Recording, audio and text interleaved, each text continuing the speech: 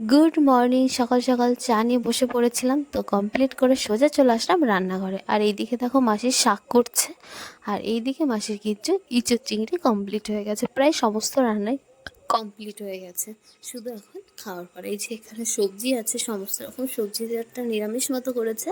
আর এই যে হচ্ছে টক ডাল। তো আমাদের সকালের খাওয়া দাওয়া সমস্ত কিছু কমপ্লিট করে এই যে সবাই মিলে বসেছে কিন্তু আম মাখা খেতে।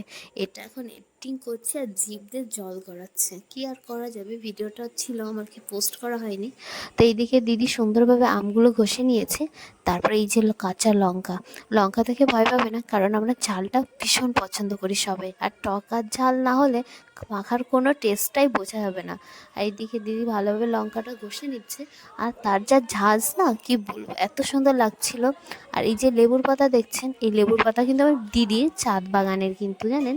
আর এই যে স্বাদ মতন চিনি দিয়ে এবার সুন্দর করে মাখিয়ে খাওয়া হবে এটা। তো এইদিকে দিদি ভালোভাবে মেখে নিয়েছে, এবার ওর টেস্ট করার পালা। টেস্ট করে মনে হচ্ছে কিছু একটা মানে কম আছে বা কিছু।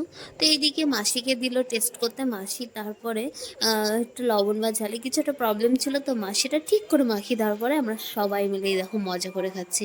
এটা বোনও খেয়ে বলছে হ্যাঁ দারুণ হয়েছে। আর এইদিকে দিদি খাচ্ছে, আমরা সবাই খেয়েছি অ্যাটলিস্ট, মানে খুব সুন্দর হয়েছে না।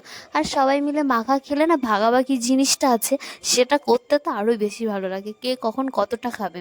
আর আমার দিদির হাত চাটা দেখে বুঝতে পারছে যে কতটা টেস্ট হয়েছিল মাখাটা, যে চেটে চেটে আঙুলগুলো একদম পরিষ্কার করে দিয়েছে কিন্তু।